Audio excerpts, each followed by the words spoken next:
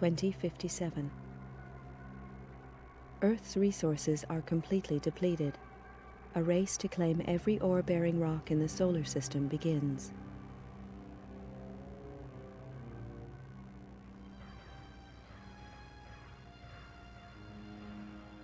(2079). Tension grows as opposing nations compete for ever-declining resources and expand their military capabilities in space. 2085.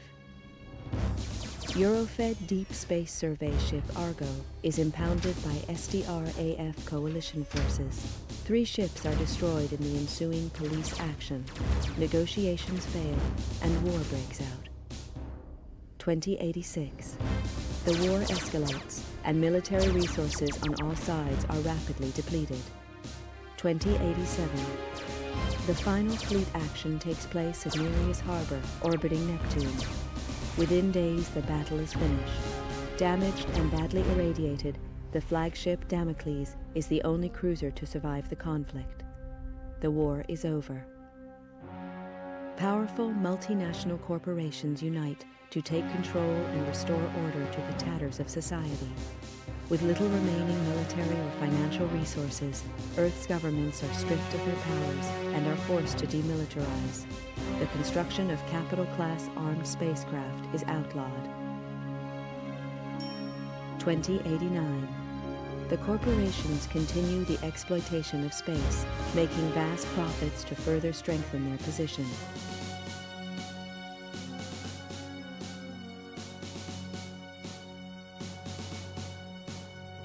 Earth's coalition government is allowed to create a multinational force to keep order in the colonies.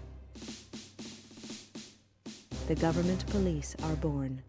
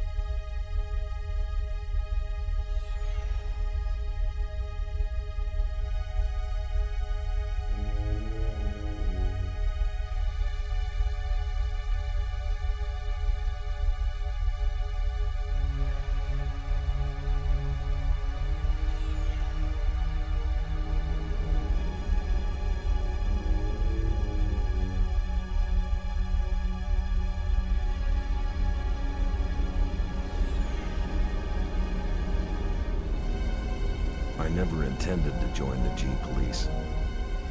A lot of vets did after the collapse, but I'd seen enough killing. And killing's what it's all about. When they first hit the colonies, the G-Police operated like any other Earth-based force. They got slaughtered by the truckload, and it was clear that the frontiers required more forceful policing. Close air support was introduced in the shape of the AG-60 Havoc. I'd flown these babies on Mars during the war, and they were past their prime even then. Lack of funding from Earth means that these ships are still in frontline service. Second-hand machines flown by second-hand crews. Which doesn't make the job any easier. G-Police are supposed to represent government authority in the colonies, but I knew the score. Most smart cops did now. Keep the population under control and try and turn a blind eye to any shady corporation deals. G-Police are all volunteers, usually vets with time on their hands. There's a few high-minded idealists who think they can make a difference, but the majority are just running from problems back on Earth. The G-Police ask no questions. If you're willing and you're up to it, you're in. Elaine Slater was one of the idealists. She was on her 4th tour as a Havoc pilot on Callisto, and now she's dead. Another good cop among many. They don't keep count anymore, but Elaine Slater was different. She was my sister. The inquiry gave a verdict of suicide linked to stress and depression. I didn't buy that. Elaine had won commendations for closing a couple of big cases, and she'd even hinted at a new romance. Depression just didn't fit the picture. If I didn't believe the suicide verdict, that left only one option. Someone murdered her and went to the trouble of covering it up. I had to know the truth. With a couple of street contacts and most of my savings, I bought a new identity and signed up as a Havoc pilot in the colonies. My military record got me a posting to the main hotspot, Callisto, to Elaine's old unit. I knew I'd have to watch my back out there. If anyone found out I was Elaine's brother, I was as good as dead. Welcome to Callisto, Mr. Taylor. I'm Commander Horton, and I run this operation.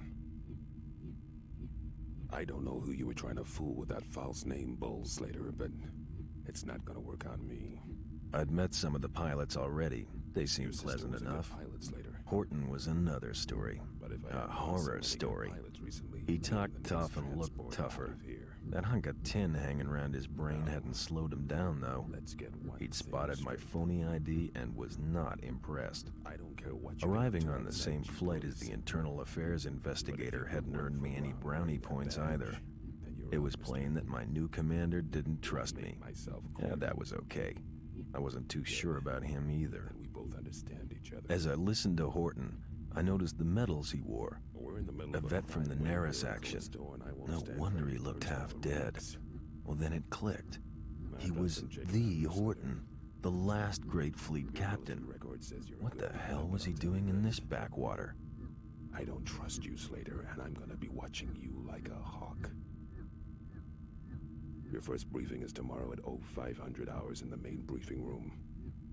In the meantime, I suggest you take a look at your unit's database and familiarize yourself with it. That's all for now, Slater. Dismissed.